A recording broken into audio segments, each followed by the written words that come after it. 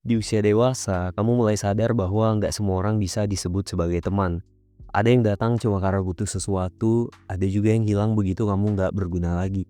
Dan pelan-pelan kamu mulai ngerti bahwa ternyata circle tempat kamu bergaul bisa menentukan arah hidupmu. Circle bukan cuma tentang siapa yang kamu ajak nongkrong, tapi siapa yang kamu izinkan untuk memengaruhi pikiranmu. Karena tanpa sadar, nilai, kebiasaan, dan cara berpikirmu terbentuk dari orang-orang di sekitarmu. Jadi kalau kamu rasa stuck, gampang menyerah, atau hidupmu nggak kemana-mana, coba lihat dulu kamu dikelilingi oleh orang-orang yang seperti apa. Karena kadang bukan karena kamu nggak mampu, tapi karena kamu ada di lingkungan yang salah.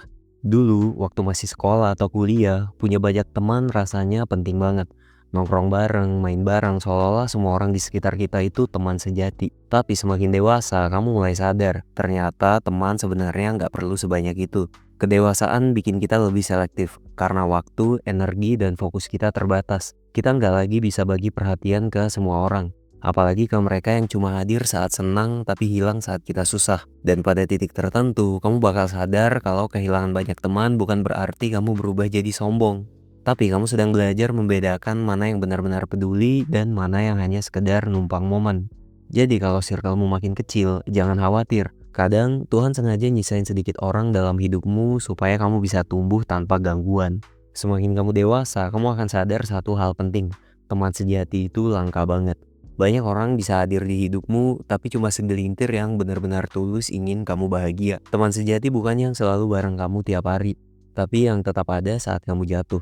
Mereka yang gak iri saat kamu berhasil dan gak menjauh saat kamu gagal. Mereka gak banyak bicara, tapi tindakan mereka selalu nyata. Sayangnya, sebagian besar orang di sekitarmu hanya peduli ketika kamu masih di atas. Begitu kamu mulai susah, mereka menghilang pelan-pelan tanpa jejak. Jadi kalau kamu punya satu atau dua orang teman yang benar-benar tulus, yang gak menilai kamu dari uang, status, atau popularitas, jangan anggap remeh. Karena di dunia yang penuh kepalsuan ini, satu teman jujur nilainya lebih tinggi dari 100 teman yang isinya cuma basa-basi doang. Mau gak mau, lingkungan tempat kamu bergaul punya pengaruh besar terhadap siapa kamu jadi nantinya. Circlemu bisa ngebentuk cara kamu berpikir, cara kamu bersikap, bahkan cara kamu melihat dunia. Kalau kamu sering dikelilingi banyak orang yang pesimis, kamu akan ikut menjadi pesimis. Kalau teman-temanmu suka menunda, kamu pun akan terbiasa menunda. Tapi kalau kamu dikelilingi orang yang ambisius, positif, dan mau berkembang, lambat laun kamu juga akan ketularan semangat yang sama. Itulah kenapa banyak orang bilang, tunjukkan 5 orang terdekatmu dan aku bisa menebak masa depanmu. Karena circle bukan cuma soal siapa yang kamu kenal, tapi siapa yang kamu izinkan untuk membentuk dirimu. Jadi kalau kamu pengen berubah, jangan cuma ubah kebiasaan, ubah juga lingkungannya. Karena kadang satu orang yang salah di circlemu bisa menarikmu jauh ke arah yang salah tanpa kamu sadar. Circle yang salah bisa jadi penyebab terbesar kenapa banyak orang gagal berkembang. Karena sifatnya pelan tapi pasti, nggak langsung kelihatan. Tapi dampaknya bisa sangat menghancurkan. Misalnya, kamu sering bareng orang yang ngeremehin mimpi orang lain, suka ngomongin orang, atau malah bangga dengan hal-hal yang salah. Lama-lama, kamu ikut ke bawah. Bukan karena kamu jahat, tapi karena kamu terbiasa melihat hal itu sebagai hal yang normal. Circle yang buruk bikin kamu ragu untuk tumbuh. Kamu jadi takut dianggap sok rajin, sok sukses, atau nggak asik, hanya karena kamu mulai berubah. Padahal, kadang yang kamu butuhin bukan dukungan, tapi jarak. Jadi kalau kamu sadar circlemu bikin kamu makin jauh dari versi terbaik dirimu, jangan ragu untuk keluar. Karena nggak semua orang yang kamu ajak mulai bareng dari awal harus kamu bawa sampai akhir. Semua orang terlihat baik saat kamu lagi di atas, tapi teman sejati baru kelihatan saat kamu lagi jatuh. Waktu kamu kehilangan pekerjaan, kehilangan semangat, atau bahkan kehilangan arah, disitulah kamu akan tahu siapa yang benar-benar peduli. Teman yang baik gak selalu bisa bantu secara materi, tapi mereka hadir dengan cara yang tulus. Ngasih semangat, dengerin kamu cerita, atau sekedar gak ninggalin kamu sendirian. Sebaliknya, teman yang buruk biasanya cuma datang saat kamu lagi punya sesuatu yang bisa mereka ambil. Mereka cepat menghilang ketika kamu butuh dan balik lagi ketika kamu udah bangkit. Jadi kalau kamu ingin tahu siapa teman sejatimu, jangan lihat siapa yang ikut tertawa saat kamu bahagia. Tapi lihatlah siapa yang tetap bertahan saat dunia kamu runtuh. Dalam hidup, satu orang yang tulus bisa bikin perbedaan besar. Kadang, kehadiran satu teman yang benar-benar peduli bisa nyelamatin kamu dari masa-masa tergelap. Mereka nggak banyak ngomong, tapi selalu ada waktu buat dengerin, bantu sebisanya, dan ngingetin kamu supaya kamu nggak nyerah. Teman kayak gini nggak selalu sempurna, tapi mereka punya satu hal penting, yaitu ketulusan. Dan ketulusan itulah yang bikin kamu ngerasa masih ada harapan di tengah semua kekacauan hidup. Sebaliknya, teman palsu bisa bikin kamu makin tenggelam. Mereka datang pas kamu sukses, ikut tepuk tangan, tapi diam-diam senang saat kamu gagal. Mereka nggak bantu kamu, tapi juga nggak pengen kamu lebih baik dari mereka. Jadi, jangan pernah remehkan satu teman yang benar-benar tulus. Karena di dunia yang makin sibuk dan egois, satu orang yang mau tulus nemenin kamu di masa sulit, nilainya nggak bisa diukur dengan apapun. Banyak orang salah paham, dikira pertemanan yang baik itu yang seru, banyak ketawa, dan selalu asik diajak nongkrong.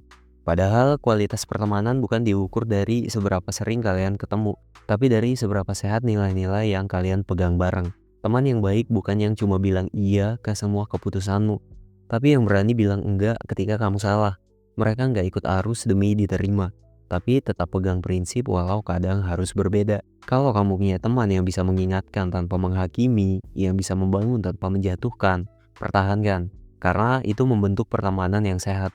Bukan hanya menyenangkan, tapi juga menumbuhkan. Dan kalau kamu sadar, nilai-nilai di circlemu udah nggak sejalan, nggak apa-apa untuk jaga jarak. Karena lebih baik punya circle kecil yang saling menajamkan, daripada ramai tapi malah saling menyesatkan. Salah satu racun terbesar dalam pertemanan adalah iri hati. Kadang bukan karena temanmu jahat, tapi karena mereka nggak bisa nerima kalau kamu melangkah lebih cepat. Mereka nggak akan bilang terang-terangan, tapi kamu bisa ngerasain. Responnya dingin, candanya menusuk, dan dukungannya setengah hati. Iri hati yang dibiarkan bisa berubah jadi racun. Perlahan-lahan hubungan itu jadi nggak sehat. Kamu merasa bersalah setiap kali sukses, dan merasa kecil setiap kali bareng mereka. Kalau kamu punya teman yang reaksinya negatif setiap kali kamu tumbuh, itu tanda buat introspeksi. Jangan terus maksa bertahan di circle yang bikin kamu mengecil. Karena teman sejati nggak akan iri kalau kamu berhasil. Mereka justru ikut bangga dan bantu kamu naik lebih tinggi. Jadi jangan takut kehilangan teman yang iri. Takutlah kalau kamu terus bertahan di sekitaran mereka sampai kehilangan dirimu sendiri. Sekarang banyak orang bangga punya banyak kenalan, tapi lupa bahwa network dan teman itu dua hal yang sangat berbeda. Network adalah hubungan profesional, saling terhubung karena kepentingan. Tapi teman sejati jauh lebih dalam dari itu. Network bisa datang dan pergi tergantung dengan situasi. Mereka ada saat kamu dibutuhkan, tapi bisa hilang begitu kamu nggak lagi relevan. Sedangkan teman sejati, mereka tetap ada bahkan ketika kamu lagi nggak punya apa-apa. Nggak ada yang salah dari punya banyak koneksi, tapi jangan sampai kamu salah menempatkan mereka di hati. Karena kalau kamu berharap kehangatan dari orang yang cuma terhubung karena kepentingan, kamu cuma akan kecewa. Jadi jaga jaringan profesionalmu untuk urusan kerja, tapi jagalah teman sejatimu untuk urusan hati.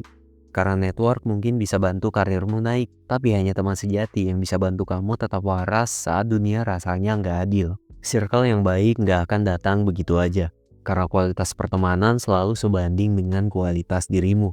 Kamu nggak bisa berharap dikelilingi orang-orang berintegritas kalau kamu sendiri masih suka ngomongin orang, malas berkembang, atau nggak bisa dipercaya. Dalam hidup, kamu akan menarik orang yang frekuensinya sama. Kalau kamu terus berusaha jadi pribadi yang jujur, tangguh, dan tulus, lambat laun kamu juga akan ketemu orang-orang dengan nilai yang serupa. Jadi, kalau kamu pengen punya teman yang bisa menumbuhkanmu, mulailah dari memperbaiki dirimu sendiri dulu. Karena circle yang baik bukan sekedar ditemukan, tapi diciptakan dan dimulai dari diri kamu sendiri. Dan ketika kamu akhirnya punya lingkaran kecil yang sehat, isinya orang-orang yang saling dukung tanpa iri, saling dorong tanpa menjatuhkan, disitulah kamu bisa bilang bahwa kamu gak cuma punya teman, tapi punya keluarga yang kamu pilih sendiri. Pada akhirnya, hidupmu akan banyak dipengaruhi oleh siapa yang kamu pilih untuk ada di sekitarmu. Teman-teman bisa jadi pintu rezeki, tapi juga bisa jadi penyebab jatuhnya seseorang. Circle yang salah bisa bikin kamu lupa tujuan, tapi circle yang tepat bisa dorong kamu jadi versi terbaik dari diri kamu sendiri. Jadi berhentilah berusaha punya banyak teman. Fokuslah punya sedikit teman yang benar-benar tulus, karena kualitas hubungan jauh lebih berharga daripada kuantitas atau jumlah. Dan yang paling penting, sebelum nyari circle yang baik, pastikan dulu kamu juga jadi orang yang pantas buat ada di circle itu. Terima kasih sudah nonton sampai detik ini. Semoga video ini bikin kamu mikir lebih dalam tentang siapa yang ada di sekelilingmu, dan berani mempertanyakan hal-hal yang selama ini belum banyak dipertanyakan. Sampai jumpa di video Sang Perintis yang berikutnya.